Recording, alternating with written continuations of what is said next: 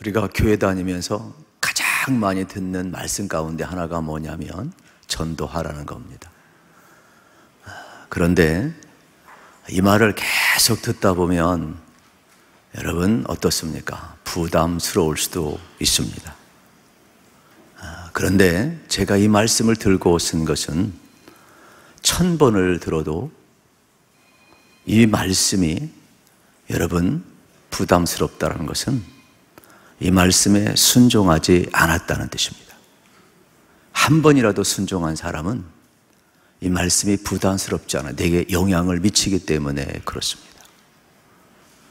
그래서 교회에서 날마다 들어야 될 복음이 있다면 이 말씀이 되겠습니다. 나는 우리 교회에서 영혼사랑 블레싱데이 하는데 나하고는 상관이 없어. 난 예수 잘 믿고 나 살기 바쁘고 먹고 살기 바빠. 그냥 나만 열심히 하나님 믿을래.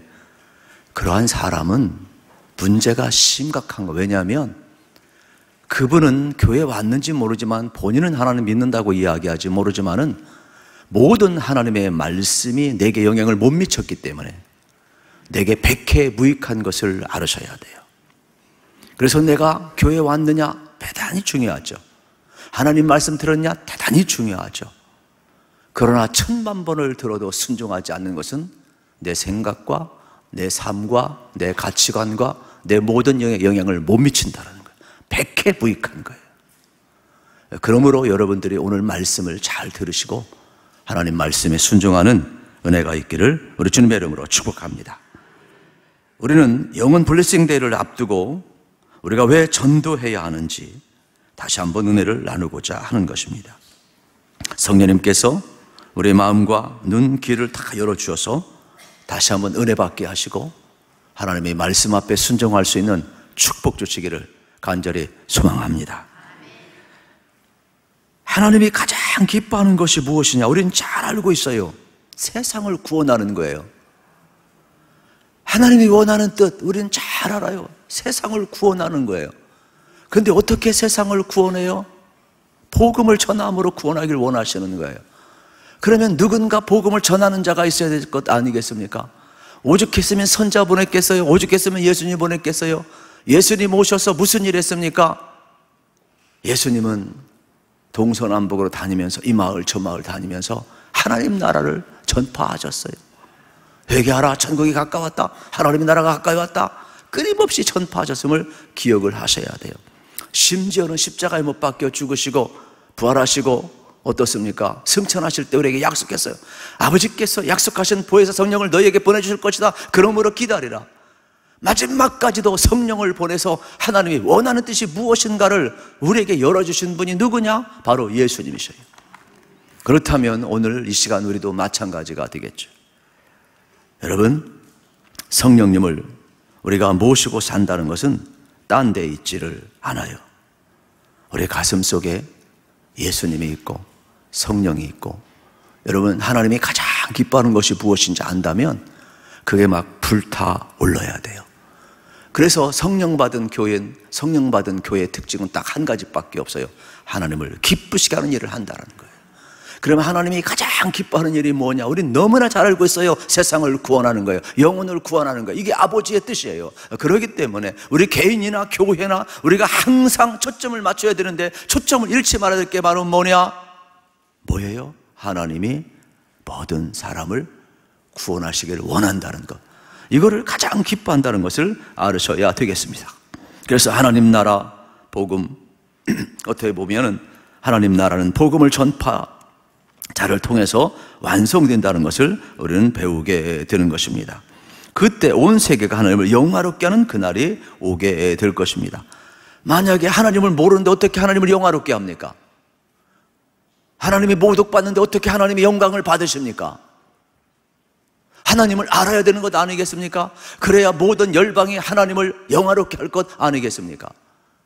그렇기 때문에 전파하는 자가 없이는 하나님을 알 수도 없고, 하나님을 알지 못하는 자는 하나님을 영화롭게 할 수가 없어요. 하나님의 나라가 이 땅에 올 수가 없는 거예요. 그래서 복음 전파를 통하여 우리는 어떻습니까? 끊임없이 하나님의 나라를 완성해가는 그러한 사명을 갖고 있음을 봅니다. 그래서 중단할 수 없는 일이 되겠습니다. 우리는 하나님을 가장 기쁘게 하는 일에 우리의 마음을 쏟아야 될 것입니다. 하나님은요, 오죽했으면 예수님 보내셨을까? 가장 기뻐하는 일이기 때문에 그래요. 한 영혼을 향해서 자신의 모든 걸 쏟아부으면서 구원하는 것을 그토록 기뻐하신 분이 누구냐? 우리 하나님이 되겠습니다. 그러므로 우리는 마태복음 6장 33절, 너희는 먼저 그의 나라와 그의 의를 구하라. 그러면 이 모든 것을 너희에게 더하시리라. 그러면 우리는 아침부터 저녁까지 눈 감을 때까지 초점이 뭐예요? 하나님의 나라와 하나님의 의를 위해서 우리가 기도하며 사는 거예요. 하나님의 나라와 하나님의 의가 뭐예요? 하나님의 다스리는 나라 아니겠습니까? 그렇다면 여러분들, 우리가 복음을 전함으로 말미암아 많은 사람들이 하나님 앞에 돌아오고 하나님이 기뻐하는 영혼 구원에 우리의 초점을 맞춘다면 하나님이 얼마나 기뻐하겠어요. 그게 하나님의 뜻이고 그게 여러분이 복받는 길이고 그게 오늘 우리 그리스도인이 가야 할 길임을 성경은 너무나도 명확하게 하고 있어요. 그런데 우리 초점을 자꾸 흐릿하고 있잖아요. 그래서 제가 정리를 하고 초점을 지금 다시 여러분과 맞춰가고 있음을 우리가 다시 한번 보게 되는 겁니다. 우리는 하나님의 뜻을 모르는 것이 아니에요. 순종하지 않을 뿐이에요. 그러므로 하나님의 뜻이 무엇이냐고 묻는 어리석은 자가 되지 않고 하나님의 뜻을 알고 있으니까 순종하는 지혜로운 자가 되기를 축복합니다. 문제는 내가 순종하지 않는 거예요. 전도는 선택사항이 아니에요. 우리 서로 축복합시다. 전도는 필수사항입니다. 시작. 전도는 필수사항입니다. 필수 과제예요. 이 선택 과목이 아니에요. 저희들이 학교 다닐 때 선택 과목은 F 맞아도 졸업하는데 지장이 없어요. 근데 필수 과목은 F 맞으면 졸업을 못해요. 반드시 다시 해야 돼요. 네. 여러분 신앙생활하면서 마찬가지죠. 이 필수 과제, 필수 과제. 네. 그래서 고린도전서 9장 16절에 보면 바울이 이러한 고백을 해요. 내가 복음을 전할지라도 자랑할 것이 없다. 그거는 내가 뭐예요? 복음을 전할지라도 뭐라고 그랬어요? 부득불할 일이라고. 부득불할 일이라. 이 부득불이 뭔지 아십니까? 하기 싫은 거 한다는 거예요. 아, 저는 은혜를 많이 받았어요. 왜요? 바울과 같은 사람도 하기 싫대요. 부득불했대요. 이게 얼마나 어려운지 모르시죠? 저희들은 이제 신학교 가면은 사경위가 있어요. 사경위를 하면 또 끝나는 날은 다 신학생들을 풀어놔요. 그래가지고 저희 때, 요즘은 모르겠습니다만은 저희 때는 이 실습을 해요. 노방전도, 길거리 전도를 실습을 해야 돼요. 저도 지금 생각해 보니까 이 강남 고속버스 터미널에 저를 풀어놓은 것 같아요. 그래서 거기서 막 한 2-3시간 실습을 하고 또 적어가지고 우리처럼 있잖아요. 적어가지고 또 이렇게 제출하고 그리고 이제 각자 집으로 가는 그러한 경험을 제가 가지고 있어요. 그런데 그때도 성령을 조금만 1시간을 하겠는데요. 막 2시간, 3시간 하려니까 막 귀찮고 빨리 집에 가고 싶어. 왜요? 3박 4일, 2박 3일 수련하고 지쳐 있잖아요. 근데 하라고 하니까 하긴 하는데 막 힘들더라고. 하기 싫어요. 그래도 했어요. 왜요? 왜요? 나도 부득불 필수 과목이니까. 부득불 해야 되는 거, 부득불. 아, 이게 바울도 하기 싫을 때가 있었구나. 그래서 저도 여러분 하기 싫은 거 다 이해가 돼요. 그냥. 그런데 우리는 기억해야 돼요. 이걸 바꿔서 놓으면 부득불이라는 말은 내가 하지 않으면 내게 화가 미친다는 거예요.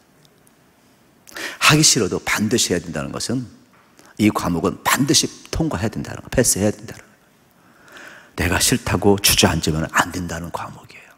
그래서 오히려 내가 이 사명을 감당하지 않으므로 내게 저주, 내게 여기 화라고 그랬잖아요. 이 화가 저주거든요. 내게 화가 임할까봐 두려워서 하나님 앞에 그는 자기를 저 복종시켜 마땅히 했다라는 거예요. 바울조차 이렇다면 오늘 여러분 우리의 모습을 다시 한번 되돌아보시면서 하나님이 기뻐하신 일이고 반드시 해야 될 일이니까 부득불했다 그랬어요. 그러니까 내가 좀 귀찮아도 여러분 반드시 하나님 기뻐하신 일이고 부득불할 이름을 기억하시면서 가슴 속에 여러분 영혼 사랑에 대해서 확 심어 놓으시기를 축복합니다. 오늘 본문이 그러한 내용이에요.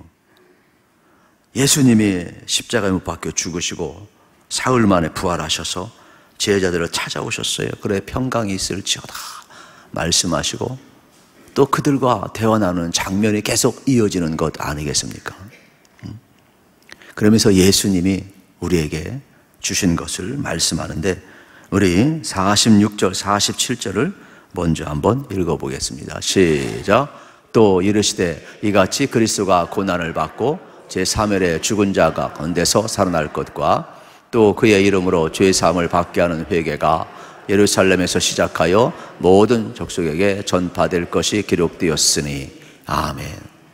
여러분, 예수님은 우리에게 여러분 하나님 나라를 전파하라고 복음을 주셨어요. 복음을 주셨어요. 그럼 부활하신 후에 복음이 뭐냐? 지금 46절, 47절에서 예수님이 다시 한번 가르쳐 주는 거예요. 그게 뭡니까? 여러분 46절에 나와 있잖아요. 나 같은 죄인을 위해 예수님이 십자가에 죽으셨다. 이게 복음이에요. 예수님이 3일 만에 부활하셨다. 이게 복음이에요. 누구든지 회개하면 구원받는다. 이게 복음이에요. 할렐루야. 그러니까 복음은 딴 데 있질 않아요. 예수님이 복음이에요. 예수님이 십자가에 죽은 게 복음이고 예수님이 부활한 게 복음이고 여러분 누구든지 회개하면 구원받는 게 복음이라는 거예요. 이거를 우리에게 주셨다라고 말씀하고 있음을 우리는 보게 되는 것입니다. 그러니까 죽으시고 부활하신 예수 그리스도를 믿기만 하면 우리의 모든 죄가 용서받는 복음의 길에 열려 있다라고 이야기하고 있어요. 하나님은요 우리에게 이 기쁜 소식을 지금 주셨음을 보게 되는 겁니다. 문제는 하나님은 예수님을 주시고 우리를 구원하시고 이토록 기뻐하시는 게 옳았는데 과연 우리는 정말로 이 복음이 기쁜 소식이고 진짜 유앙겔리온이고 진짜 여러분이 기뻐하고 있느냐 이게 문제라고. 요즘 공교롭게도 로마서가 이 문제를 계속 다루고 있어요. 왜요? 적어도 교회 다닌 사람은 이걸 교리로 다 알고 있어요. 그러나 교리로 아는 사람은 절대로 기쁨이 없어요. 실제로 예수로 살아야 돼요. 저는 여러분 안에 예수님이 계시길 축복합니다. 예수님이 보여야 돼요. 교리로 사는 게 아니에요. 믿음으로 산다는 건 내 안에 예수님이 계셔서 예수님이 실제 사는 걸 이야기하는 거예요. 그러니까 여러분들이 지금도 누가 보여야 돼요? 예수님이 보여야 되죠. 자꾸 딴 생각 왔다 갔다 한 사람은 교리로 우리가 무슨 일을 하든지 마찬가지예요.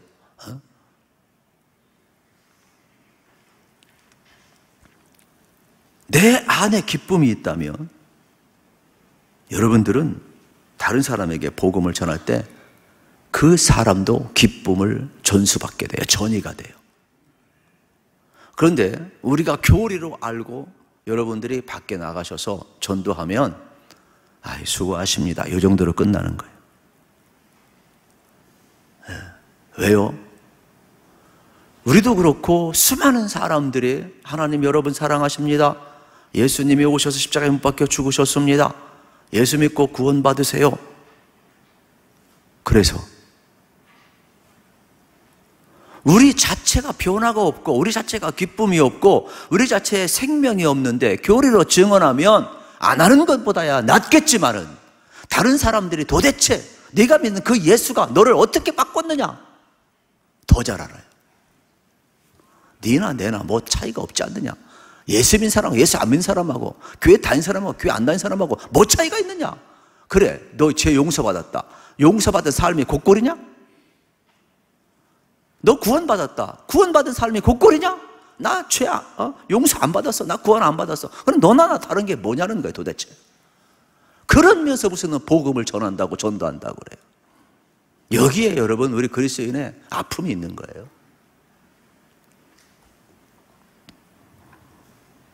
이런 경우 세상 사람들에게는 바울이 말한 것처럼 고린도 1장 18절 기억하시죠? 멸망하는 사람에게는 미련한 것처럼 들리게 되어 있어요. 그런데 구원은 우리에게는 하나님의 능력이라고 그랬어요. 저는 진짜 하나님의 능력이 되기를 축복합니다. 진짜 여러분의 기쁨이 되기를 축복합니다. 그러면 멸망하는 사람들에게도 기쁨이 돼요. 멸망당하는 사람들에게도 복음이 되는 거예요. 그런데 내게 기쁨이 안 되고 내가 안 변화됐는데 어떻게 그들에게 하나님의 능력이 되고 어떻게 그들에게 기쁜 소식이 될 수 있겠어요? 유한결은 안 되는 거예요. 여러분, 기쁜 소식을 전하는데 막 이상한 모습으로 기쁜 소식 전하는 사람 봤어요? 저는요, 면허증 한번 땄을 때도 얼마나 기쁜지 그냥 전화 즉가닥 걸어가지고, 야, 나 면허증 땄다. 그러니 얼마나 기쁜지. 이게 다 표현이 돼요. 저는요, 이게 어떻게 표현을 잘 못하겠어요. 근데요, 진짜 우리가 알면 우리 가슴 속에 예수님이 우리를 십자가에 못 박혀 죽었습니다. 그러면 이게 막 기쁨이 일어나야 돼요. 아, 제가 그걸 못하고 있어, 지금. 배우가 아니라. 예수님이 부활하셨습니다. 그러면 죽음에 이른 건 깜짝 놀라요. 제가 지난번 섬겼던 교회에서요, 40일간 영안실에 있다가 장례를 치르려고 하는데, 깨어난 사람 그 간증을 제가 듣고 얼마나 뒤집어졌는지 몰라요. 얼마나 기쁜지. 막 그 부인 권사님은 막 맨날 그 얘기만 하는 거예요. 의사도 죽었다고 그러고 다 죽었다고 그러고 장사 지낸다고 그러는데 나는 보낼 수 없습니다. 나 그냥 악벌이기 때문에 막 붙들고 늘어졌습니다. 왜요? 분명히 일어날 걸 믿었습니다. 막 그러면서 막 끝까지 막 버티기, 끝까지 싸우고 그랬는데 진짜 40일 만에 죽은 자가 살아났다니까요. 여기 글도 썼어요. 그래서 제가 또 소개도 해주고 글도 쓰고. 그건 실화니까. 이 사람이 그렇더라고요. 그런데 얼마나 기뻐해요. 지금도 막 생상해. 나이 많아요. 한 80 넘었을 거예요, 그 권사님. 제가 만난 지 벌써 한참 됐으니까요. 얼마나 예수 바라 내 남편이 났습니다. 다시금 죽었는데도 그렇게 기뻐하더라고. 다시금 죽어. 그리고 또 여러분 생각해 보세요. 회개하면 용서받습니다. 이게 기쁜 소식이 전달이 돼야 되죠. 누구든지 구원받는 거. 그러니까 우리는 배우는 아니지만 우리 안에 성령님이 계시면 그게 내 인격으로 변화되고 내 기쁨으로 변화되어서 전달이 된다, 이런 뜻이에요. 그래서 저는 여러분의 인생에 기쁨이 있기를 축복합니다. 성령님께서 이 시간 임하셔서 예수의 십자가의 사랑과 예수의 부활이 나에게 그대로 이루어져서 내가 죄사함 받고 내가 영원한 생명을 얻고 그 기쁨을 느끼게 될 때, 그 확신에 찰 때 우리 인생은 달라질 수밖에 없음을 발견하게 됩니다. 그래서 저도 요즘 이제 특별히 오늘 본문은 이제 누가복음입니다만은 로마서를 보면서 많은 생각을 해요. 다시 한번 로마서를 읽고 정리하면서 진짜 우리가 복음의 삶을 살고 있는가? 진짜 예수로 지금 살고 있는가? 왜냐하면 여기에 올 정도, 수요일 정도 올 사람들이면 이 정도 기본 교리 모를 사람은 없어요. 근데 실제 기쁘냐는 거, 실제 예수가 살아있냐는 거, 실제 내가 죽고 예수가 살아있냐, 예수가 보이냐는 거예요. 집에서의 혈기가 오를 때 예수가 보이기를 축복합니다. 그게 예수로 사는 거요. 그게 예수로 사는 거지 뭐가 예수로 사는 거예요. 실제로 예수로 살아라니까요. 그냥 믿음은 관념이 아니라니까요. 실제라니까요. 왜요? 예수님이 내 안에 있다고 그랬잖아요. 우리가 예수님 안에 있다고 그랬잖아요. 그러면 이미 나는 죽었구나 생각하시고, 예수님이 진짜 내가 죽었으니까, 내 안에 예수님이 살아계시니까 예수로 살기를 축복합니다. 그래서 예수님 바라고 예수로 사니까 바울은 고난도 이기는 거고 모든 어려움도 다 이겨나가면서 여러분 복음을 증언하고 있음을 보게 되는 것이죠. 실제로 하나님이 보실 때도 이게 얼마나 기쁜 소식인지 몰라요. 우리가 볼 때는 예수님의 은혜가 너무나 큰데, 하나님은 예수님 보내시면서 물론 아파하실 수도 있겠지만 오늘은 좀 새로운 각도에서 너무너무 기뻐하셨을 것 같아요. 왜요? 인간의 운명을 알거든요. 인간은 타락해서 전적으로 타락했거든요. 그 죄는 하나님과 끊어졌거든요. 그 죄는 얼마나 무서우냐면 지옥 갈 거거든요.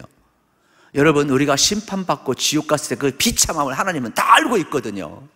지옥 가는 비참함을 너무나 잘 알고 있기 때문에 하나님이 예수님을 보낼 때 얼마나 기뻐했을까? 죄인들이, 하나님 형상대로 받은 죄인들이 구원받는 걸 생각하다 얼마나 기뻐했을까? 복음은요, 하나님이 기뻐하는 게 진짜 복음이죠. 우리 인간의 비참함을 알기 때문에 이걸 건져냈을 때 하나님이 더 기뻐했다니까요. 예수님이 십자가에 뭐 하나님이 더 기뻐했다니까요. 예수님 부활할 때 하나님이 더 기뻐했다니까요. 우리들이 회개하고 돌아갈 때 얼마나 기뻐, 이야, 내 기쁨이 비로소 완성되는구나. 그러니까 여러분은 하나님의 기쁨이에요, 여러분. 할렐루야. 이걸 알으셔야 돼요. 하나님이 얼마나 기뻐하는가. 저는 이 복음을 다시금 이제 뒤집기를 지금 해보고 있는데, 왜요? 너무나 많은 일반적인 교리 복음을 하도 많이 들었으니까. 그러나 그게 능력이 아니더라, 이 말이에요. 그건 우리 신앙의 뼈대가 되고 기초가 돼서 그 교리 위에, 그 말씀 위에 성령을 받으셔서 예수가 십자가의 사건이, 부활의 사건이, 생명의 말씀이 실제가 되기를 축복합니다. 그건 아주 중요한 기초이지만은 절대로 거기에 머물러서는 안 된다는 것입니다. 그러므로 우리 앞에 있는 운명은 하나님이 다 알고 계셔요. 그래서 예수님을 통해서 구원의 길을 열어놓으셨으니 얼마나 기뻐했는가. 예수님이 탄생할 때도 천사들이 기뻐하면서 노래하고 있잖아요. 누가복음 2장에 보면 보라, 온 백성이 맺을 큰 기쁨의 소식이라. 그리고 좋은 소식을 너에게 전하리라. 할렐루야. 예수님의 탄생이요 큰 기쁨의 좋은 소식이래요. 이것도 제가 좀 표현을 잘해야 돼. 표현을 못하겠어요. 그냥 큰 기쁨이래요. 제가 어떻게 또 표현 못해서 정말 죄송한데 좋은 소식이래요. 그냥 천사가 그렇게 했다. 예수 탄생이. 왜요? 우리 인간의 운명을 알거든. 죄인 때는 우리가 가야 할 지옥의 비참함을 알거든. 이야, 예수를 통해서 예수가 와서 이 모든 죄를 다 사하고 구원할 그날을 기다리고 믿고 회개하고 돌아온 한 영혼이 주님의 기쁨의 대상이고, 그 기쁨을 하나님이 먼저 하셔서, 그래서 복음은 여러분 기쁨이고 유한계론이라고 하는 것 아니겠어요? 인간은요 이 깊이를 잘 몰라요. 그래서 하나님은 우리가 아직 죄인 되었을 때 예수님을 보내셔서 십자가에 죽게 하시고 우리의 죄를 다 사하시고 구원을 이루어 놓았다. 이게 엄청난 큰 소식이고 좋은 소식이다. 그래서 이걸 믿기만 하면, 이게 믿음이 위대한 것이죠. 누구를 믿어요? 예수를 믿어요. 예수. 그냥 믿기만 하면 것은 오해하지 말아요. 제가 새벽 시간에 이야기했지만 구원파나 이단들도 믿기만 하면 구원받는다고 그래요. 근데 그 믿음이 예수가 아니에요. 여러분 기억하셔야 돼요. 우리의 믿음의 대상은 예수 그리스도 한 분밖에 없어요. 그래서 예수 믿으면 구원받습니다. 할렐루야. 이렇게 전해야 돼. 이제 복음을 바꿔야 돼. 아주 좋은 것 이단들이 하도 써쳐먹어가지고 우리가 안 써먹으니까 자꾸 빼앗기잖아요. 그래서 명제를 가지고 살으셔야 돼요. 예수 믿으면 구원받습니다. 그 예수님의 믿음은 예수님이 십자가 우리의 모든 죄를 다 사한 줄로 믿습니다. 예수님이 3일 만에 부활한 줄로 믿습니다. 여러분 이 사건을 믿고 회개하는 사람은 구원받은 줄로 믿습니다. 우리의 신분이 진노의 자녀가 아닌 하나님의 자녀로 옮겨졌다는, 이게 복음이라는 거예요. 그래서 이 감격을 가지고 너희들도 이 믿음 안에 살라, 이러한 내용이 전도가 되겠지요. 여러분 임종 직전에 전도해 본 적 있으십니까? 저는 요청을 많이 받아서 임종 직전에 전도한 경우가 참 많아요. 그래서 병상세례도 저는 이제 당회하고 상회하고 바로바로 그냥 줘버리는데, 왜냐하면 언제 그분이 회복되어서 언제 와서 세례 받겠어요. 다 그래요. 우리는 죽으면 하나님 앞에 서는데 의인으로 설 건지 죄인으로 설 건지 선택해야 된다. 하나님 앞에 의인으로 서려면 예수 믿어야 된다. 지금 영접해야 된다. 그러면서 이 복음을 그대로 전하는 거예요. 예수님이 우리의 십자가에 죽었습니다. 예수님 우리의 모든 죄를 다 담당하고 예수님이 부활하셨습니다. 예수 믿으면 죽어도 의인으로 서기 때문에 지옥 안 가고 천국 갑니다. 우리의 소망, 우리 가족의 소망, 나의 소망이 뭔지 아십니까? 우리 주님의 소망이 뭔지 아십니까? 우리 호흡 멈추면 끝나는 겁니다. 호흡이 멈추면은 이 육체와 생명이 다 분리되기 때문에 끝나는 겁니다. 그때 하나님 앞에 죄인의 모습을 설 거냐 의인의 모습을, 늦지 않았습니다. 말 못하는 사람한테는 제가 이렇게까지 이야기했어요. 가족이 있으니까 사인을 보여줘야 될 것 아니에요. 그래서 손을 들라고까지 표현해, 말을 못하는. 심지어는 저 어디까지 표현했느냐, 발가락을 좀 움직여, 한 번 움직여 하니까 3번 움직여보라고. 3번 움직여. 그렇게 해요. 심지어 어떤 사람은 임종 직전에 그 자리에서 일어나서 순간 하나님의 마지막 힘을 주는 것 같아요. 가족을 위로하려고. 저는 목회하면서 평생 그런 걸 못 잊겠어요. 요즘이야 뭐 장의사 있고 뭐 다 있어가지고 자꾸 이게 분리돼서 이런 사건이 제가 직접적으로 가기가 어렵지만은, 여러분 이게요 7, 8년 정도까지도 저희들이 목회자들이 다 했어요. 염두하고 다 했어요. 그런데 이 사회 시스템이 바뀌더라고요. 자꾸 장의사가 생기고 이렇게 시스템이 바뀌고 막 이러면서. 그래서 이제 주로 이제 병원에 임종 전에 가는 경우가 이제 주로 많게 될 수밖에 없는데, 마지막 여러분 이 감격은요 얼마나 귀한지 몰라. 그래서 그런 심정을 가지고 여러분 다른 사람을 대하게 되면 우리는 한참을 내다볼 수 없잖아요. 어차피 임종 직전에 있는 사람만이 죽겠어요. 모든 사람이 죽거든요. 그래서 모든 사람이 하나님 앞에 죄인의 모습으로 서면 지옥 갈 수밖에 없어요. 그러나 예수님을 믿고 의인의 모습으로 서면 천국까지 믿습니다. 이러한 긴박성을 가지고 여러분이 이 복음을 전할 필요가 있음을 발견하게 되는 겁니다. 하나님은 우리에게 이 기쁜 소식을 준 것은 그만큼 나도 구원받고 남도 구원받기 위해서 하나님이 이 복음을 주었음을 기억을 해야 하는 것입니다. 두 번째는 우리에게 소명을 주셨어요. 소명이라는 것은 하나님이 어떤 일을 시키기 위해서 부른 것을 소명이라고 이야기를 해요. 48절 같이 읽겠습니다. 시작. 너희는 이 모든 일의 증인이라. 아멘. 모든 일의 증인, 이게 우리의 소명이에요. 하나님이 우리 보고 모든 일의 증인이라 그랬어요. 그렇기 때문에 우리는 다 소명을 받은 자임을 알게 되는 것입니다. 그렇다면 하나님이 증인들하고 우리를 부르셨는데, 예수 믿는 우리를 가리켜서 보고 들은 대로 그대로 말하라. 제자들이 예수님 보고 들은 대로 그대로 성령 받고 말하기를 시작을 한 거예요. 우리는 성경을 통하여서 예수 그리스도의 십자가의 사건과 부활의 사건과 사도의 증언의 사건을 그대로 보고 듣고 믿은 것을 성령 안에서 우리가 증언하는 거예요. 그렇기 때문에 이 증언이라는 것은 여러분 초대교회나 우리나라도 마찬가지죠. 교회사를 연구해 보게 되면은 증인되기 위해서 소명을 감당하기 위해서 어떻게 순교한 사람이 되게 많아요. 그래서 제가 이 마르티스 여러분 증인이라는 단어와 순교라는 단어가 같다라고 이야기했잖아요. 그만큼 초대교회도 마찬가지죠. 예수를 증언하다가 순교한 사람이 얼마나 많은지 몰라요. 왜요?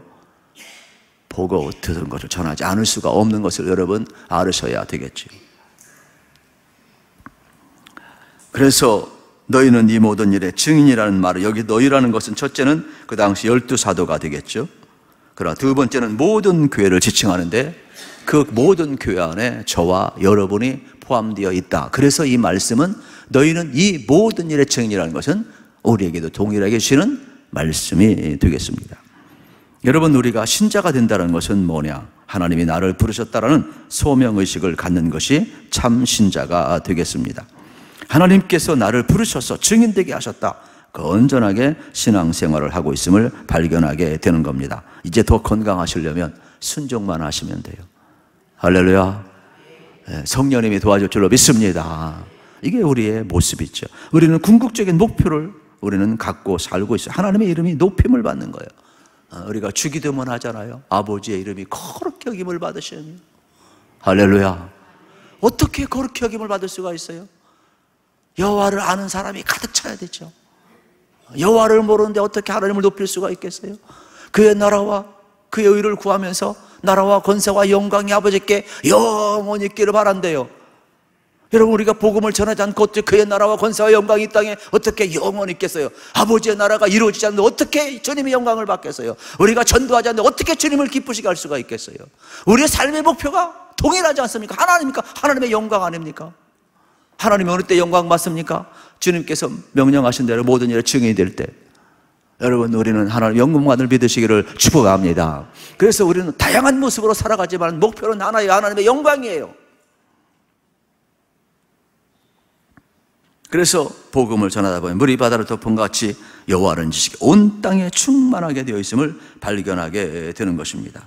저는 이제 살아도 죽어도 우리는 주님의 것이니까 복음 전하는 것이 우리의 목표가 되기를 우리 주님의 이름으로 축복합니다. 우리는 기억하셔야 돼요. 여러분이 가정생활에도 목표는 동일해요. 여러분이 직장생활에도 목표는 동일해요. 여러분이 어느 곳에 흩어져 있든지가 우리의 목표는 동일한 거예요. 이게 예수 믿는 사람의 소명이에요. 중국 선교사로 나갔던 허슨 테일러는 이런 이야기를 했습니다. 작은 일은 작은 일이다. 하지만 작은 일에 신실한 사람은 큰 일이다. 마다 테레사 수녀도 마찬가지예요. 자기는 큰 일을 한 적이 없대요. 그러나 나는 내가 하는 일이 작은 일이다. 그러나 그 작은 일 큰 사랑을 가지고 했다. 여러분, 우리도 마찬가지입니다.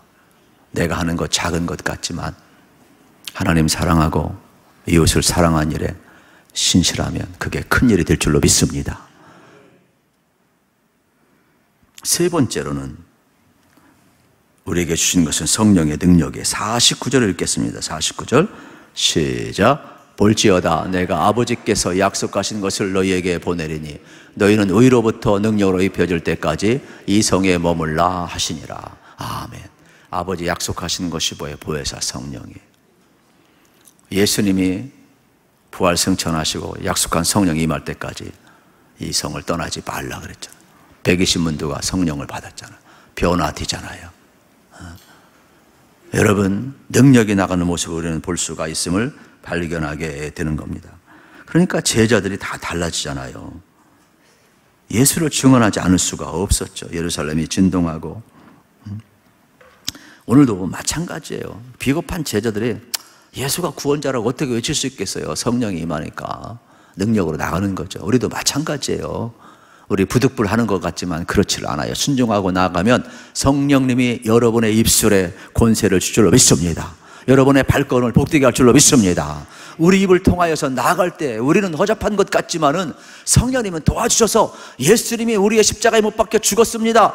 예수님이 부활하셨습니다. 누구든지 이 사건을 믿고 회개하는 사람마다 구원받습니다. 예수님이 복음입니다. 우리는 다 죽어서 하나님의 심판대 앞에 서야 되는데 죄인의 모습으로 설 건지 의인의 모습으로 설 건지 우리는 선택을 해야 합니다. 저는 예수를 믿고 구원받았기 때문에 의인의 모습으로 천국 갈 하나님의 백성입니다. 나는 당신이 예수 믿어서 마지막 날에 지금도 마찬가지만은 의인의 모습으로 서기를 원합니다. 복음을 증언할 때 여러분 구원의 역사는 하나님이 이루심을 믿으시기를 축복합니다. 우리는 이러한 담대함이 있어야 됨을, 그래서 초대교회가 성령 받고 나니까 외치기를 시작했던 것을 봅니다. 주 예수를 믿으라 그리하면 너와 내 집이 구원하리라 외쳤던 것을 기억을 해야 되죠. 베드로가 일어나 가지고 그랬어요. 너희들이 십자가에 못 박은 그 예수를 하나님이 다시금 일으키셨다. 그런데 이상합니다. 똑같은 군중이거든요. 돌을 던졌거든요. 예수를 십자가 못 박으라 했거든요. 성령이 임하니까 우리가 어찌할꼬? 우리가 어찌할꼬? 베드로 사도가 너희가 회개하여 각각 죄사함을 받아라 그러잖아요. 똑같은 강팍한 사람도 성령이 임하고 하나님의 카이로스 때가 임하니까 우리가 어찌할꼬? 우리가 어찌할꼬? 그러잖아요. 그러니까 여러분 복음 전하다 절대로 낭망하지 마세요. 성령님이 도와줘. 하나님의 때가 되면 강팍한 사람도 다 녹아지고 회개하고 예수를 구주로 영접하는 날이 오게 됨을 믿으시길 축복합니다. 이렇게 성령의 능력이 베드로뿐만 사도를 통해 전부 나가잖아요. 오늘 우리에게도 성령님은 여러분 어떻습니까? 우리에게 능력으로 임하고 있음을 보게 되는 겁니다. 실질적으로 초대교회가 핍박이 와서 흩어졌어요. 그러나 흩어졌어도 유대, 사마리아 땅끝, 심지어 로마, 심지어 안디옥 이런 데도 전부 다 예수 믿는 사람으로 가득 찼음을 우리는 보게 되는 겁니다. 그래서 사도행전 9장 31절 여러분 혹시 기억하시죠? 우리 주제 성구가 되겠죠? 우리 찾고 끝나도록 하겠습니다. 사도행전 9장 31절 같이 한번 읽겠습니다. 시작.